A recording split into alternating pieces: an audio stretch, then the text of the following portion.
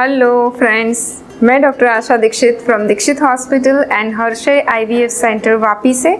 And वत्स तपोवन के सभी enrolled couples को खूब खूब खूब खूब अभिवादन। और देखो, अभी हमने पिछली बार बात की normal delivery, C section delivery, कोई भी डिलीवरी हो, नॉर्मल हो चाहे सी सेक्शन से हो, जब हेल्दी बच्चा अपनी गोद में आता है तभी एक आनंद छा जाता है, हॉस्पिटल में भी, घर में भी और अपने मन में भी। तो ये जो आनंद का पल है वो अलग अलग तरीके से मतलब होता है कि हस्बैंड कुछ गिफ्ट देगा वाइफ को, या फिर बच्चे के लिए बहुत अलग अलग तरीके के खिलौने आएंगे, उनको लपेटने के कपड़े आते हैं, बहुत अट्रैक्टिव माहौल बन जाता है। इवन हॉस्पिटल के रूम में जहाँ डिलीवरी हुई है वहाँ का माहौल एकदम हरा भरा होता है और खुशियाँ छलक जाती है।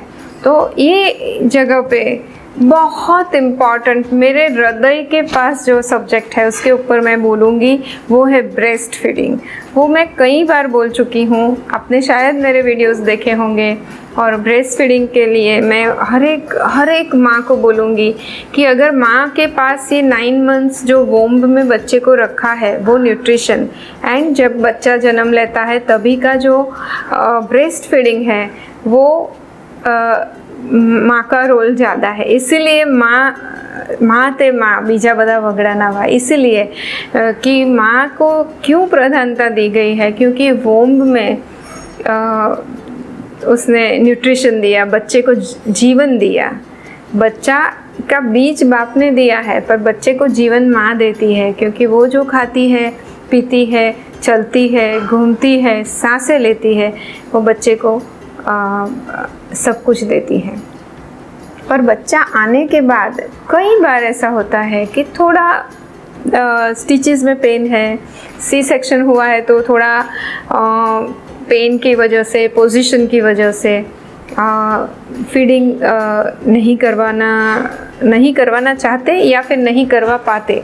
दो चीज़ तो यहाँ पे मैं बोलूँगी, सबसे पहले जिसकी डिलीवरी हुई है वो पेशेंट को, दूसरा उनके हस्बैंड को, तीसरा उनके सास, भाभी, ननंद, बहन, कज़िन जो भी बाजू में हैं उनको पेशेंट को मोटिवेट करना है फीडिंग देने के लिए। First feeding exactly after birth, without जो कॉर्ड है, अम्बिलिकल कॉर्ड कट करते हैं उससे पहले भी बच्चे को माँ के थन से लगाया जा सकता है। दैट इज़ द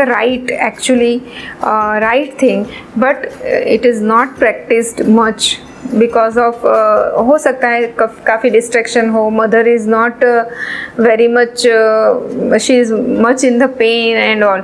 बट जैसे ही बच्चा बाहर निकला, कॉर्ड के समेत बच्चे को माँ के थन पे लगाया जाता है, उस चीज़ से माँ को ब्लीडिंग कम होता है, यूट्रस अच्छे से कॉन्ट्रैक्ट होके छोटा हो जाता है, यूट्रस इन्वॉल्यूशन अच्छा होता है, तो माँ को ब्लीडिंग भी ज़्यादा नहीं होती, माता और बच्चे का बॉन्डिंग शुरू हो जाता है।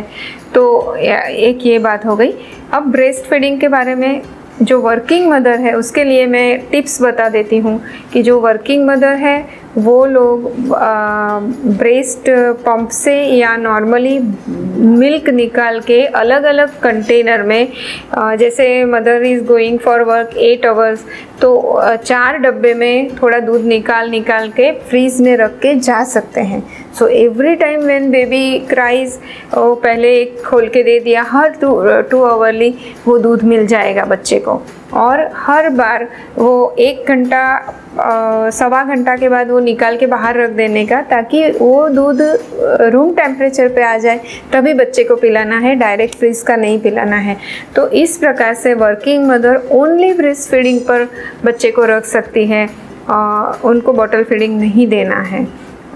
सेकेंड थिंग कि जो बच्चे को 6 महीने तक only breast milk, no water, no बाहर का मिल्क, नो पाउडर मिल्क मिलता है, वो बच्चा रियली हेल्दी रहता है, उनको रोग नहीं होता है। First year of the life में एक भी चीज़ के लिए बच्चे को हॉस्पिटल में नहीं ले जाना पड़े except vaccination is the best thing you can give to your child. So breast feeding is very important. अभी जो नॉन वर्किंग मदर्स हैं वो भी कई बार मुझे पूछते हैं कि मैडम उनको थोड़ा तो बाहर का देना ही पड़ेगा ना, शायद कभी हम नहीं होंगे तो मैं ऐसा बोलती हूँ कि अगर वर्किंग वूमन को मैं बोलती हूँ कि आप दे सकते हो तो घर पे आप हो, क्यों देना है। बच्चे को अगर बकरी के जैसा बनाना है तो बकरी का, गाय के जैसा बनाना है, भैंस के जैसा बनाना है, या डिब्बे के जैसा बनाना है, या फिर माँ के जैसा बनाना है, वो आप तय कीजिए। But breast feeding is very important part. उसमें तो आपको भी ब्रेस्ट कैंसर भविष्य में नहीं होगा। If you are breast feeding your child, आपको वो खतरा कम रहेगा।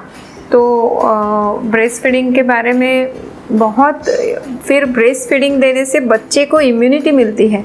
अभी कोविड के सिचुएशन में माँ को कोविड हुआ रहता था तो कोविड एंटीबॉडी भी, मतलब कोविड का मैं इसलिए बोल रही हूँ कि अभी अभी इतने पैंडेमिक में से हम बाहर आए हैं, बाकी एवरीथिंग जो डिसीज़ के एंटीबॉडी, मतलब जो अपने इम्यूनोग्लोबुलिन जो रहते हैं वो बच्चे में इम्यूनिटी नहीं रहती है, वो माँ के दूध में से मिलती है और थोड़े महीने के बाद अपनी उनकी खुद की इम्यूनिटी बनने लगती है।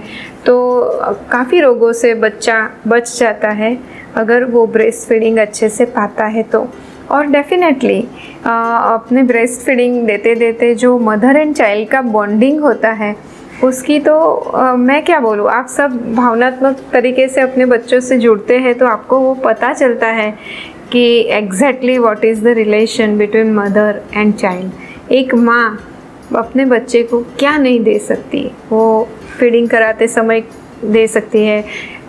हमने देखे हैं कि जीजाबाई जो हालरडा गा के शिवाजी को जन्म देती थी और इतने वीर शिवाजी अस्तित्व में आए। जसोदा माता ने कृष्ण भगवान को अपना दूध पिलाया, और तो ये सब हम जानते हैं और इट इज़ वेरी इम्पॉर्टेंट।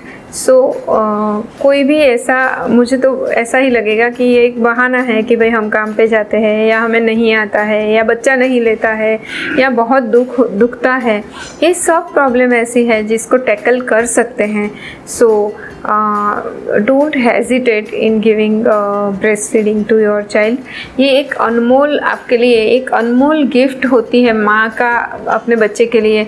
तो ये आप, this is a real enjoyment of the life. वो माँ का दूध कोई नहीं दे पाता है, बाकी के दूध तो पापा भी दे देंगे, सास ससुर कोई भी दे सकते हैं, माँ का दूध होता है। Thank you very much.